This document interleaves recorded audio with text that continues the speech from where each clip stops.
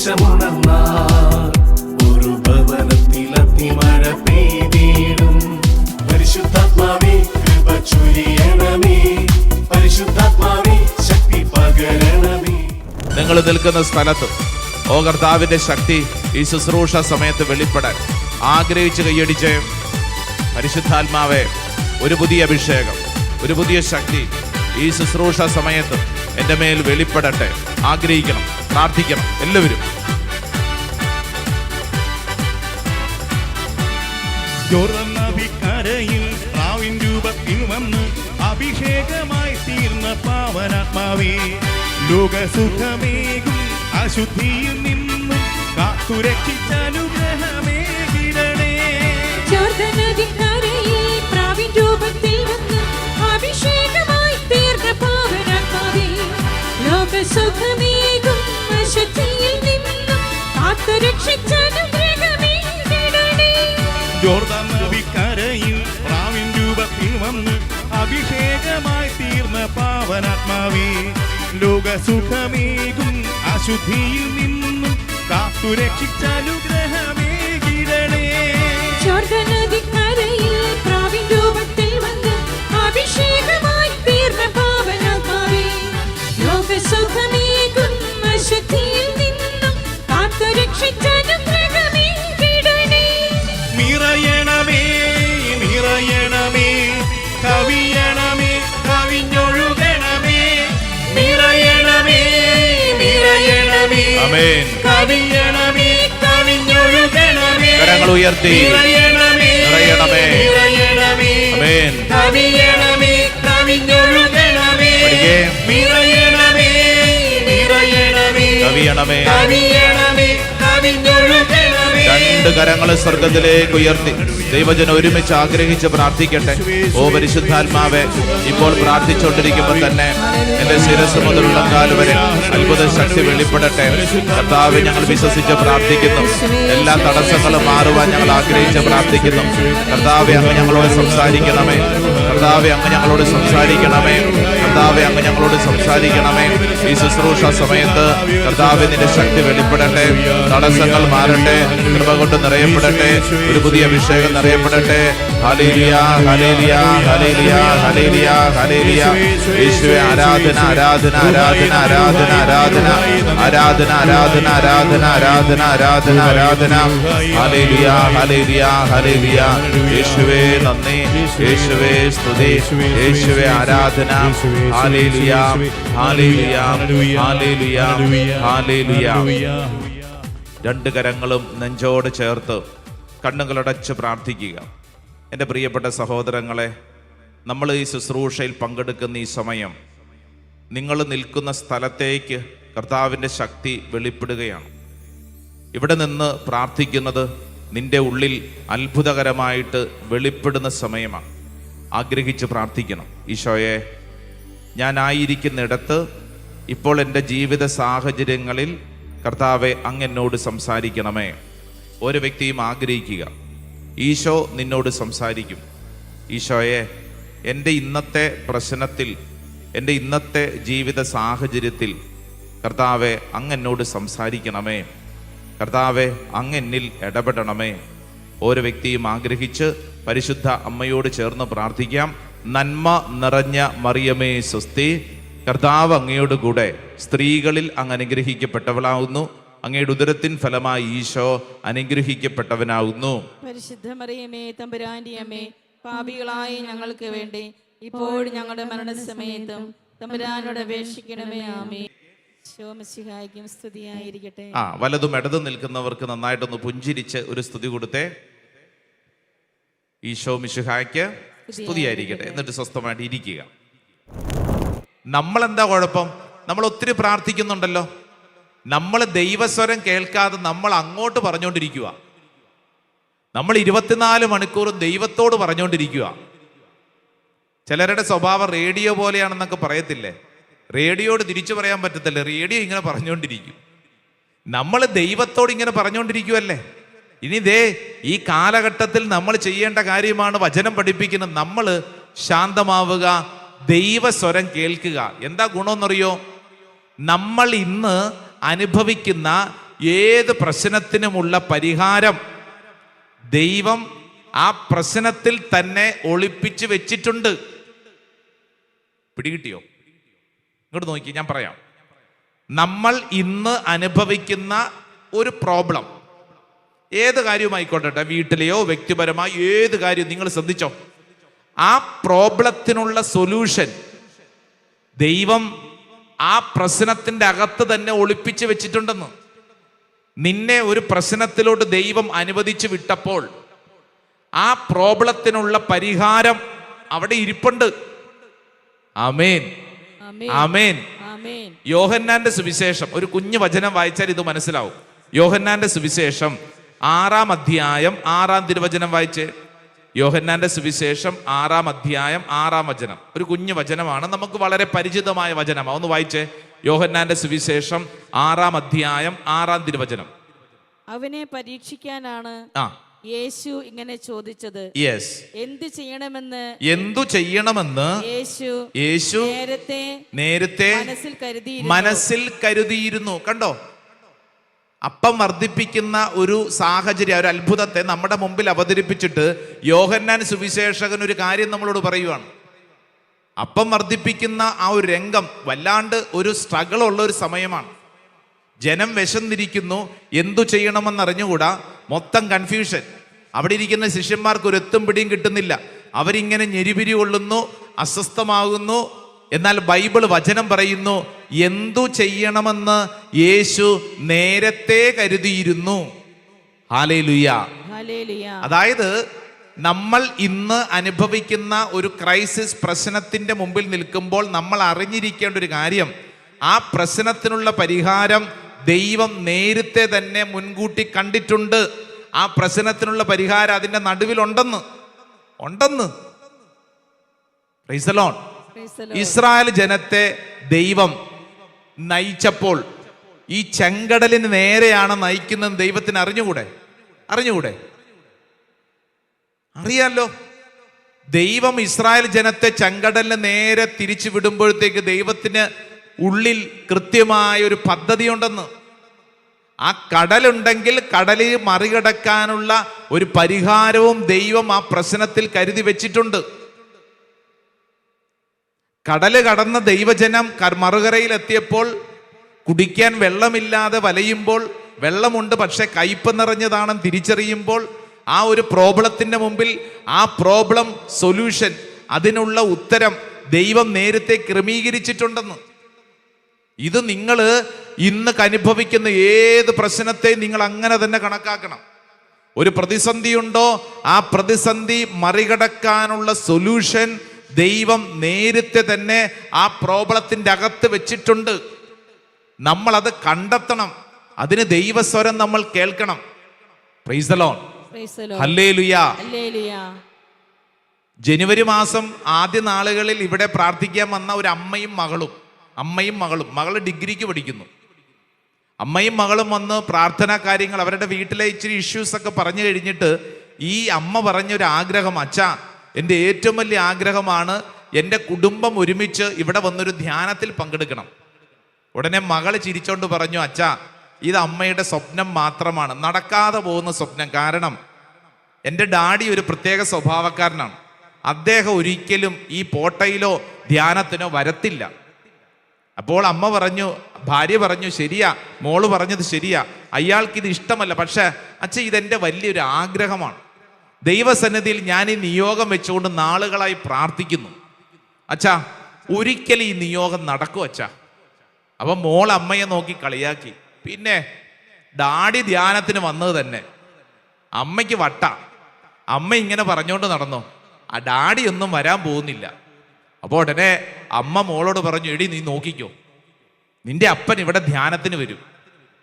എന്നിട്ട് ഈ സ്ത്രീ, അതായത് ഈ ഭാര്യ, അമ്മ, ഭർത്താവ് ഇവിടെ ധ്യാനത്തിന് വരാൻ വേണ്ടി വ്യക്തിപരമായ ചില ത്യാഗങ്ങളും പ്രാർത്ഥനകളും ഏറ്റെടുത്തോണ്ടിരുന്നു. ഞാനിത് പറയുമ്പോൾ ജനുവരി മാസത്തെ നമ്മുടെ അവസാനത്തെ താമസിച്ചുള്ള ധ്യാനത്തിന് ഒരു കുടുംബം ധ്യാനത്തിന് വന്ന് അവസാനം ഈ കുടുംബത്തെ കണ്ട് സംസാരിച്ച് കഴിഞ്ഞ് പോകാൻ നേരത്ത് കുടുംബനാഥ എൻ്റെ മുമ്പിൽ വന്നൊരു കാര്യം പറഞ്ഞു, അച്ഛാ വർഷങ്ങളായുള്ള എൻ്റെ പ്രാർത്ഥനയുടെ ഉത്തരമാണ് ഈ ധ്യാനം. Price the Lord. ഹല്ലേലൂയ.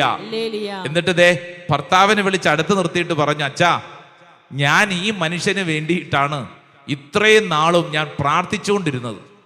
അച്ഛാ, എനിക്കറിയാമായിരുന്നു ഒരു ദിവസം ഒരു ധ്യാനത്തിന് ഈ മനുഷ്യൻ ഇവിടെ വരുമെന്നുള്ളത്. ഇപ്പൊ ഞാൻ ചോദിച്ചു, ഇതെങ്ങനെയാണ് പെട്ടെന്ന് വളരെ അത്ഭുതകരമായിട്ട് ഭർത്താവ് എങ്ങനെ ഈ ധ്യാനത്തിന് വരാൻ തീരുമാനിച്ചു? അച്ഛാ, അതാണ് എനിക്ക് പിടുത്തം കിട്ടാത്തത്. കഴിഞ്ഞ ദിവസം ഞാനും മകളും കൂടെ പറഞ്ഞു, ഞങ്ങൾ പോട്ടയിൽ ധ്യാനിക്കാൻ പോവാണ്. അപ്പനോട് ഇതിനു മുമ്പ് പലതവണ ചോദിച്ചിട്ടുള്ളതാണ്, എങ്കിലും ചോദിക്കണ്ടേ എന്ന് കരുതി ഒരു മര്യാദയ്ക്ക് ചോദിച്ചു, അപ്പൻ വരുന്നുണ്ടോ? മോള് പോയി ചോദിച്ചു, ഡാഡി വരുന്നുണ്ടോ? പുള്ളി പറഞ്ഞു, ഞാനും നിങ്ങളുടെ കൂടെ വരുന്നുണ്ട്, ഞാനും നിങ്ങളുടെ കൂടെ വരുന്നുണ്ട്. ഈ സ്ത്രീ പറയുകയാണ്, അച്ഛാ, ഞാൻ ഇദ്ദേഹം ഇത് പറഞ്ഞപ്പോൾ സത്യത്തിൽ ഞാൻ അവിടെ നിന്ന് കരഞ്ഞുപോയി. കാരണം നാളുകളായിട്ട് ഞാൻ പ്രാർത്ഥിച്ചുകൊണ്ടിരുന്നൊരു വിഷയത്തിനുള്ളൊരു ഉത്തരമാണ്. ഇനി ഒന്നും വേണ്ട അച്ഛാ, എൻ്റെ ഒരു നിയോഗം അതായിരുന്നു. അച്ഛാ, അതെ, ധ്യാനം ഞങ്ങൾ ഇവിടെ ഒരാഴ്ച കൂടി ഇന്ന് തിരിച്ചു പോകുമ്പോൾ ഈ ദിവസങ്ങളിൽ ദൈവം ചൊരിഞ്ഞ അത്ഭുതങ്ങൾക്ക് കയ്യും കണക്കുമില്ല അച്ഛാ. ആന്തരിക സൗഖ്യം ഞങ്ങൾക്ക് ലഭിച്ചപ്പോൾ ഞങ്ങളുടെ കുടുംബ ബന്ധത്തിൽ വർഷങ്ങളായിട്ടുള്ള നീറ്റലും പുകച്ചിലും പലതരത്തിലുള്ള മനസ്സിന്റെ പിണക്കങ്ങൾ പരസ്പരം മനസ്സിലാക്കാനുള്ള കൃപ കർത്താവ് ഞങ്ങൾക്ക് തന്നു. Hallelujah, hallelujah. ഒന്ന് കൈയടിച്ച് ഈശോയ്ക്ക് നന്ദി പറഞ്ഞേ. ഇതെന്തിനാ കൈയടിച്ചെന്നറിയോ? എൻ്റെ പ്രിയപ്പെട്ടവരെ, നമ്മൾ കൃത്യമായിട്ടൊരു കാര്യം മനസ്സിലാക്കണം. നിന്നെ ഒരു പ്രതിസന്ധിയിലേക്ക് ദൈവം ഇങ്ങനെ അനുവദിച്ച് വിട്ടിട്ടുണ്ടെങ്കിൽ, നിന്റെ കുടുംബത്തിൽ ഒരു ക്രൈസിസ് ഇന്ന് നീ അനുഭവിക്കുന്നുണ്ടെങ്കിൽ, അതിനുള്ള ഉത്തരം കൂടെ ആ പ്രശ്നത്തിൽ ദൈവം ഒളിപ്പിച്ച് വെച്ചിട്ടുണ്ടെന്ന്. 5 അപ്പം 10,000 എങ്ങനെ വീതിച്ചു കൊടുക്കുമെന്ന് ശിഷ്യന്മാർ തല പുകഞ്ഞ് ആലോചിച്ചുകൊണ്ടിരിക്കുമ്പോൾ ബൈബിൾ വചനം പറയുന്നു, ഈശോ ഇതിനുള്ള ഉത്തരം നേരത്തെ മനസ്സിൽ കരുതിയിരുന്നു. ഇത് നമ്മുടെ വ്യക്തിപരമായ ജീവിതത്തിൽ ഒന്ന് സ്വീകരിച്ചേ. നമ്മുടെ അനുദിന ജീവിതത്തിൽ നമ്മൾ കടന്നു പോകുന്ന ഏത് വിഷയത്തിനും ഉത്തരമുണ്ടെന്ന്. ഉത്തരമില്ലാത്തൊരു പ്രതിസന്ധി ഇല്ല. അതേത് കാര്യമാണെങ്കിലും അതിനൊരു ഉത്തരമുണ്ട്. വലതുകരത്തിൽ ഉയർത്തിപ്പിടിച്ച് ഒച്ചത്തിൽ പറഞ്ഞ് ആമേൻ, ആമേൻ, ആമേൻ. അപ്പോൾ ദൈവം പറയുന്ന ഈ ഉത്തരം കേൾക്കാൻ നമ്മൾ തയ്യാറാവുക എന്നുള്ളതാണ് പ്രധാനം. ദൈവം നമ്മളോട് സംസാരിക്കും. പലപ്പോഴും നമുക്ക് സംഭവിക്കുന്ന കാര്യം എന്താണെന്നറിയാവോ? നമ്മൾ ഒരു ക്രൈസിസ് വരുമ്പോൾ നമ്മൾ സെൽഫ് ടോക്ക് നടത്താൻ തുടങ്ങും. സ്വയം നമ്മൾ സംസാരിക്കാൻ തുടങ്ങും. ഇങ്ങോട്ട് നോക്കിക്കേ. സെൽഫ് ടോക്ക് എന്ന് പറഞ്ഞു കഴിഞ്ഞാൽ നമ്മൾ നമ്മളോട് തന്നെ ചോദ്യങ്ങൾ ചോദിച്ച് നമ്മൾ നമ്മളോട് തന്നെ ഉത്തരം കണ്ടെത്താൻ തുടങ്ങും. അതത്ര നല്ല കാര്യമല്ല. കാരണം നമ്മുടെ ഉള്ളിൽ നമ്മൾ നേരത്തെ തന്നെ ചില ഉത്തരങ്ങൾ കണ്ടുവച്ചിട്ടുണ്ട്. ആ ഉത്തരങ്ങളാണ് നമ്മൾ അപ്ലൈ ചെയ്യാൻ ശ്രമിക്കുന്നത്. അത് പരാജയമായിട്ട് മാറും. ഏതെങ്കിലും ഒരു ഇഷ്യൂ വന്നു കഴിയുമ്പോൾ ഉടനെ തന്നെ നമ്മൾ നമ്മളോട് തന്നെ ആലോചിക്കാൻ തുടങ്ങുന്നു. ആലോചിക്കാൻ തുടങ്ങുമ്പോൾ നമ്മുടെ ഉള്ളിൽ കടന്നു വരുന്നത് മുഴുവൻ പോസിറ്റീവായ കാര്യങ്ങൾ വല്ലതുമാണോ? അല്ല.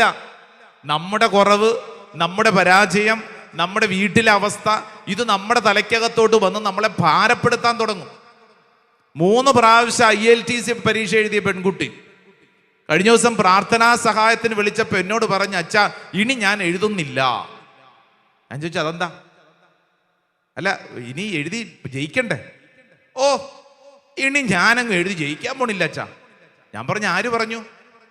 3 പ്രാവശ്യം ഞാൻ എഴുതിയിട്ട് കിട്ടിയില്ലല്ലോ, ഇനി എനിക്ക് കിട്ടത്തില്ല എന്ന് മാത്രമല്ല അച്ഛാ, ഞാൻ ഈ പരീക്ഷയുടെ റിസൾട്ട് വന്നതിന് ശേഷം കഴിഞ്ഞ ദിവസങ്ങളിലൊക്കെ ഇരുന്ന് ഞാൻ ചിന്തിച്ചപ്പോൾ എനിക്കൊരു കാര്യം മനസ്സിലായി. ഇത് പാസ്സാകാനുള്ള വിദ്യാഭ്യാസമോ വിവരമോ ഒന്നും എനിക്കില്ല. ഇതൊന്നും എനിക്ക് പറഞ്ഞിട്ടുള്ളതല്ല. ഇതൊന്നും എൻ്റെതല്ല അച്ഛാ. അതൊക്കെ വേറെ പഠിക്കുന്നവർക്ക്, അതൊക്കെ വേറെ വലിയ വലിയ ആളുകൾക്ക്. എൻ്റെ കുടുംബ പശ്ചാത്തലത്തിൽ ഇതിനൊന്നും ഒരു പ്രസക്തിയില്ല അച്ഛാ. പിന്നെ എൻ്റെ ഒരു കൊതി കൊണ്ട് ഞാൻ ശ്രമിച്ചതാ. ഇപ്പോൾ സംഭവിക്കുന്ന കാര്യം എന്നാ? നിങ്ങളൊന്ന് ചിന്തിച്ചേ. ഈ പെൺകുട്ടി സ്വയം ചിന്തിച്ചുകൊണ്ടിരിക്കുകയാണ്, എനിക്ക് കഴിവുണ്ടോ, എൻ്റെ കുടുംബത്തിന് കഴിവുണ്ടോ, എൻ്റെ യോഗ്യത. ഇത് അളന്നു കഴിയും തോറും എന്ത് സംഭവിക്കും? നമ്മുടെ മുമ്പിൽ നമ്മുടെ പരാജയങ്ങളും ഇന്നലകളെ കുറവുകളും മാത്രമേ തെളിയുവരുള്ളൂ. അങ്ങനെ അത് തെളിയാൻ തുടങ്ങുന്നതനുസരിച്ച് നമ്മൾ എല്ലാ കാര്യത്തിൽ നിന്നും പുറകോട്ട് പോകും. വലതുകരം ഉയർത്തി പറഞ്ഞ ഹാലേലുയ്യ, ഹല്ലേലൂയ. അടുത്തിരിക്കുന്ന ആളോട് പറഞ്ഞേ, സെൽഫ് ടോക്ക് നടത്തരുത്. എന്ത് ടോക്ക്? സെൽഫ് ടോക്ക് എന്ന് പറഞ്ഞാൽ എന്താ അർത്ഥം? സ്വന്തമായി സംസാരിച്ചുകൊണ്ട് ഉത്തരം കണ്ടെത്താൻ നോക്കരുതെന്ന്. അത് വളരെ അപകടം പിടിച്ചൊരു പരിപാടിയാണ്. ഞാനൊരു കന്യാസ്ത്രീയുടെ ജീവിതം നിങ്ങളോട് പറയാം.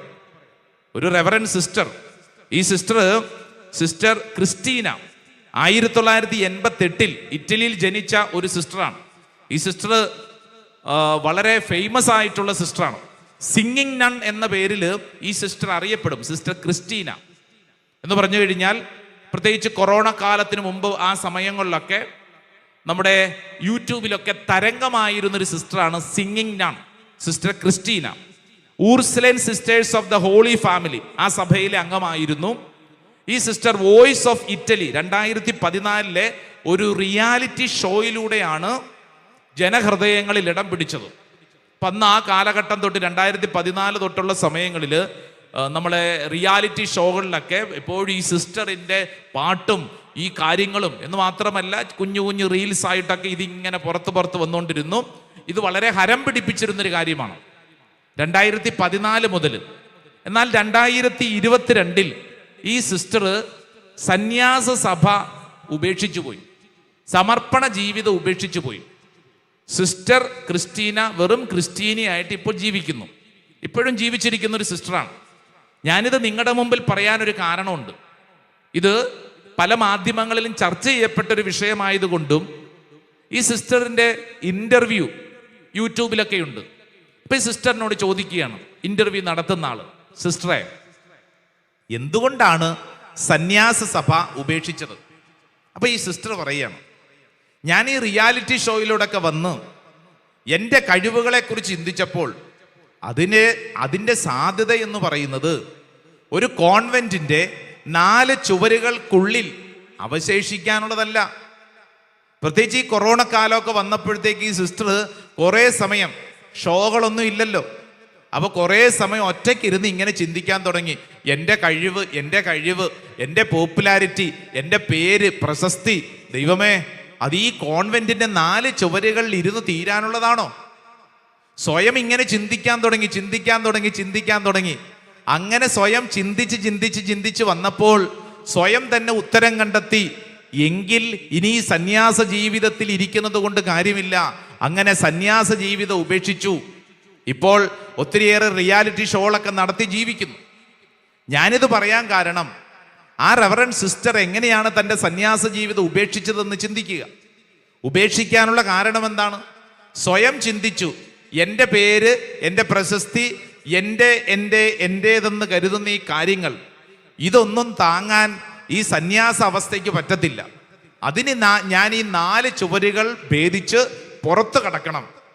എൻ്റെ പ്രിയപ്പെട്ടവരെ, ദൈവത്തോട് ആലോചന ചോദിച്ചോ? ദൈവസ്വരം കേൾക്കാൻ തയ്യാറായോ? ഇല്ല. സെൽഫ് ടോക്ക് നടത്തുന്നതനുസരിച്ച് നമ്മൾ അപകടത്തിലേക്ക് ചെന്ന് വീഴും. ഞാൻ നേരത്തെ പറഞ്ഞ മദ്യപാനിയായിട്ടുള്ള കുടുംബനാഥൻ, നോമ്പുകാലത്ത് അദ്ദേഹം മദ്യപാനം നിർത്തിയിരിക്കുകയാണ്. അപ്പൊ ഇദ്ദേഹത്തിന്റെ പ്രശ്നം എന്താ? ഇദ്ദേഹത്തിന്റെ കുടുംബത്തിലുണ്ടായ പ്രശ്നങ്ങൾ, മകള് ഇദ്ദേഹത്തെ പറ്റിച്ചിട്ട് പോയി, കുടുംബത്തിലെ വേറെ അനേക ഇഷ്യൂസ്, ഇതെല്ലാം വന്നപ്പോൾ സ്വയം ചിന്തിച്ചുകൊണ്ടിരിക്കുകയാണ്, ഞാൻ എന്താ ചെയ്യേണ്ടത്. ഇയാൾ ആലോചിക്കുന്നതനുസരിച്ച് ഇയാളുടെ ഉള്ളിൽ ഇയാൾ ചില ഉത്തരങ്ങൾ കണ്ടെത്തിയിരിക്കുന്നു. ആ ഉത്തരത്തിൽ ഒരു പ്രധാനപ്പെട്ട ഉത്തരമാണ് മദ്യപിക്കുക, കുടിച്ചു ജീവിക്കുക. അപ്പൊ പ്രശ്നത്തിന് പരിഹാരം കണ്ടെത്താൻ പറ്റും. എന്നാൽ അത് ശാശ്വതമായ ഉത്തരമല്ല. ഇവിടെ ഇരിക്കുന്ന ഓരോരുത്തരും ശ്രദ്ധിക്കേണ്ട കാര്യം, നമ്മുടെ ജീവിതത്തിൽ ഏതെങ്കിലും ഒരു പ്രശ്നത്തിലൂടെ കടന്നു പോകുന്നെങ്കിൽ വചനം പഠിപ്പിക്കുന്ന കാര്യം, ഈ പ്രശ്നത്തെ മറികടക്കുന്നതിനുള്ള വഴിയും ദൈവം ആ പ്രശ്നത്തോട് ബന്ധപ്പെട്ട് ചേർത്ത് വെച്ചിട്ടുണ്ട്. സ്വരം ഉയർത്തി പറഞ്ഞേ, ഹല്ലേലൂയ, ഹല്ലേലൂയ, ഹല്ലേലൂയ. അപ്പൊ നമുക്കുണ്ടായിരിക്കേണ്ട നിലപാട് സാമുവേൽ പ്രവാചകന്റെ നിലപാടാണ്. എന്തായിരുന്നു? ദൈവമേ, അരുളി ചെയ്താലും അങ്ങയുടെ ദാസനിതാ ശ്രവിക്കുന്നു. രണ്ട് കരങ്ങൾ നീട്ടി അൾത്താരയിലേക്ക് നീട്ടി പറഞ്ഞ് അരുളി ചെയ്താലും അങ്ങയുടെ ദാസനിതാ ശ്രവിക്കുന്നു. അരുളി ചെയ്താലും അങ്ങയുടെ ദാസനിതാ ശ്രവിക്കുന്നു. ഹല്ലേലൂയ. ൂഹായേ നീ കാറ്റായി വാ